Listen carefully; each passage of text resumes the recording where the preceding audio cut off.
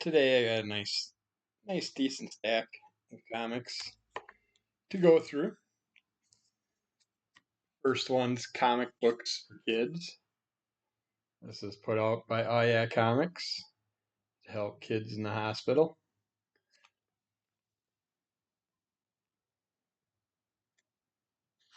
There is a variety of little characters exploring, doing their thing, meeting up with each other, learning about each other on the planet Mish. Yet Mish herself, who can turn into different colors depending on her mood. And the only thing that was a little off on me for the first time with a character by Art Baltazar and Aya Comics was this little anti-gravity bear. It's a female. It seems weird with the blue outfit, but she defies gravity. She has a balloon string around her, so she doesn't float off into nowhere. People are constantly taking her for a party and stuff. Got her some balloons for her. I think it's her birthday party, and then you get to see while they're doing other things how someone will have to go in a building or something. They'll tie her up, the anti gravity bear, to something, and then go and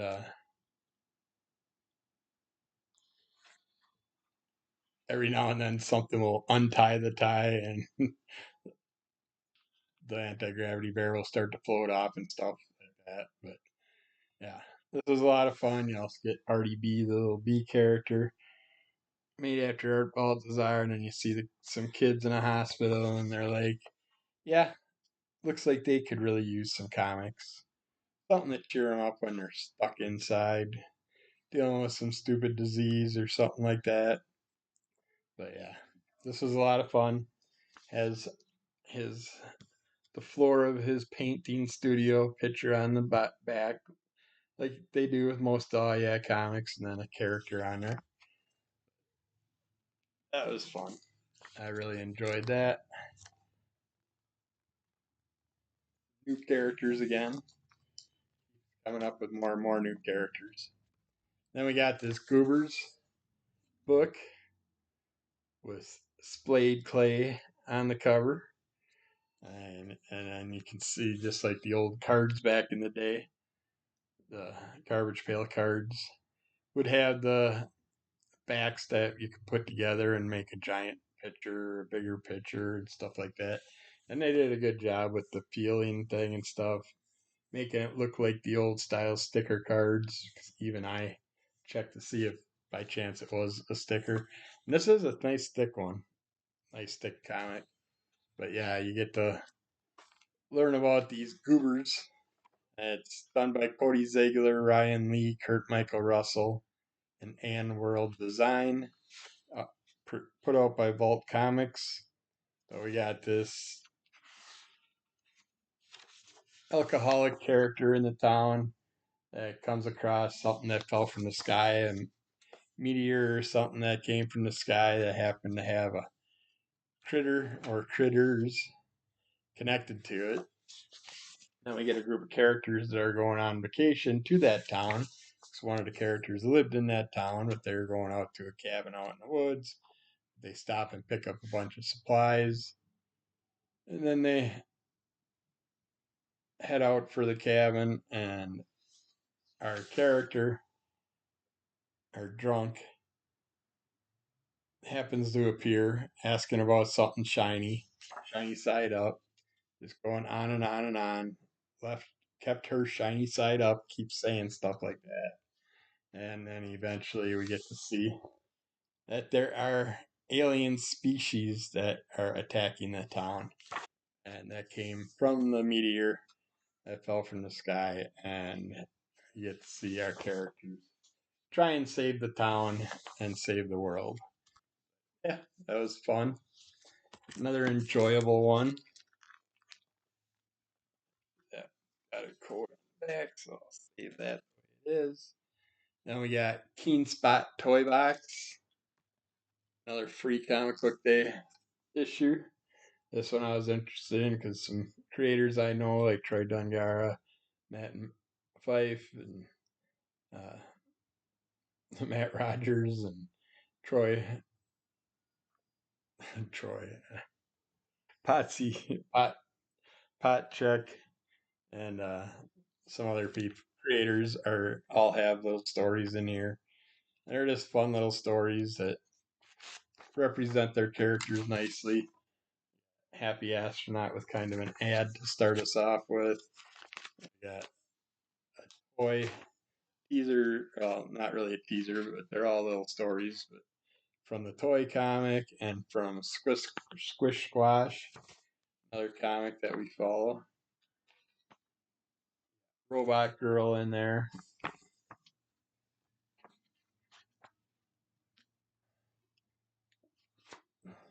They're all anywhere from 1 to like 4 or 5 pages.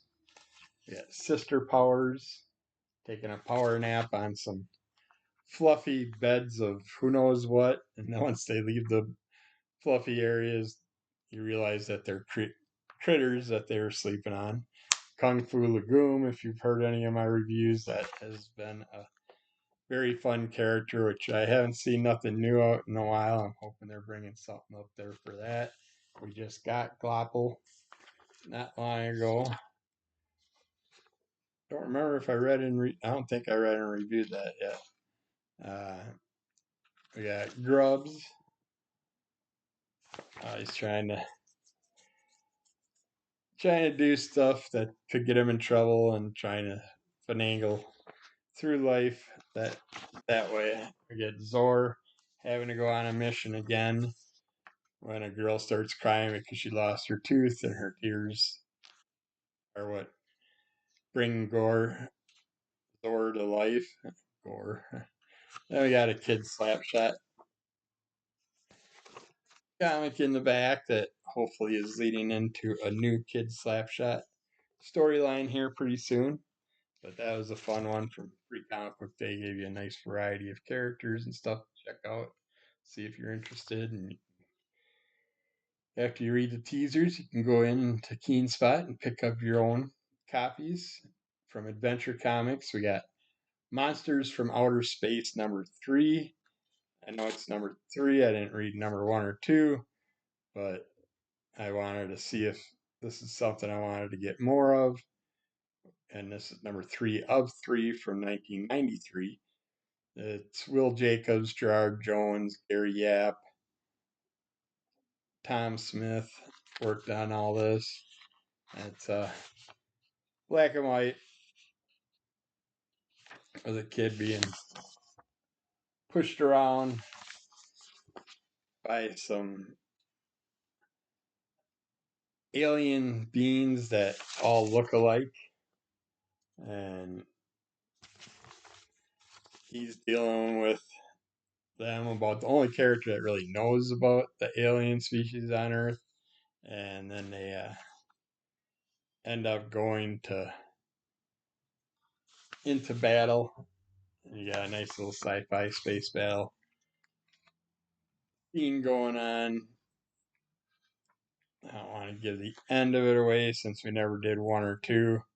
But yeah, you get to see this character just trying to deal with the aliens that have come to their planet, and he's got a possible idea to make them go away, and there are just tons of alien saucers that end up showing up. I can't find a good picture of that without showing the later pages, and I don't want to do that. But yeah, a bunch of spaceships show up in the sky, and our character's got to try and save the world. See what he can do to stop it. It was all right. I'd be willing to check out issue 1 and 2 if I could get my hands on it. This is another one that I decided to check out to see if I wanted to keep it. It's from Radical Comics, MX Superhero #1. We hope you have enjoyed issue 1 of MX Superhero. There are many more to come. I don't know if there is or not. I don't remember seeing more of these. What is Scudface's origin? Are there others of his kind? Will Scudface and his allies succeed in the destruction of our world? Will MX succeed in breaking free and returning to our Earth as it is today? Tune in to issue 2 of MX Superhero to find out. A bunch of advertisements through here. I don't know if they're fake or not. But yeah, we get to see our rock and roll characters, I should say, dealing with just living life, doing concerts, all that stuff, and then all of a sudden they find out that there's something going on, and someone has to go and deal with an entity that has come, and it's just so weird that the 4 of them form together to make one character, but the character's not bigger, so you have 4 entities squished into one entity. Uh, I was thinking it would maybe kaiju up, do something like that to battle with whatever was coming. And there's an example of the ads. Uh, First call for help. Yeah, these are real ads. Artist at Pearl. I thought they were goofy fake ads at first. They also got a bunch of t-shirts and stuff you could get back in the day of their character. But yeah, we get to see this ugly cuss come, and then the MX superhero has to get in there and battle away, shoots one of his special weapons, and completely misses the guy and takes out part of the city. So in reality, the MX superheroes ended up probably destroying more than the evil villain. So, but yeah, this was different. I'll say that, but I don't know if I'd pick any more of those up. They didn't really grab me. And then I picked up a Superman Unlimited all in #1 because of the Krypto cover. I wanted to get this cover. I apparently didn't see it good. I don't like this Superman, the way his face is. It kind of weirds me out a little. It's like you get to see him as Clark, and if you see him there, it's like his one cheek looks like it's completely fallen off, almost like he's plastic man, and he's melting. And he's just got these pudgy cheeks, pudgy face as Clark. And then when we get him as Superman, the face is a little smoother, better, but as I read through this, the facial features keep changing on me. So I wasn't too keen on this superhero, but in the long run, done by Dan Slott, artist is Raphael Albuquerque, colorist Marcelo Malolo, and Dave Sharp for letter. But yeah, you get to see some flashbacks of Clark and Krypto back in the day. Uh, you get to see some other characters that are coming after Superman, and they give you a nice big for a recap of a character. They did a good job on the whole recap. It wasn't overly done, but yeah, it's just these facial things. I don't like the way they look. I don't know. I'm sure it's just me, but we end up getting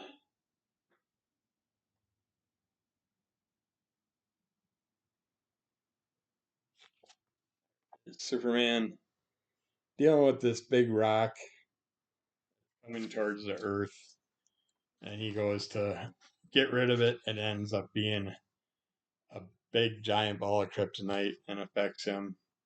But I do like how they go back to the Justice League and all that, and everything that's been going on. You get basically a lot of recaps. It's basically, I'd say it's probably mostly a recap issue to get you started into the new storyline and stuff, but I just was not happy with the looks in this one. But they have a bunch of nice, interesting information in the back also that you get. I love that with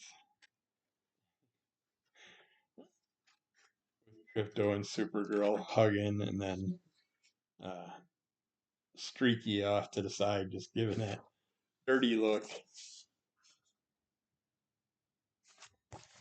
at those two while they're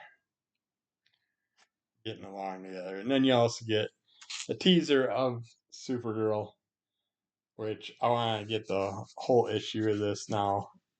I I read this after the fact, and then Anthony on our Crimson Color Comic Club reviewed the actual Supergirl comic. And it seemed pretty interesting, so I might have to pick that one up. And then finally, we got Zenescope Myths and Monsters Spring Edition 2025, where you do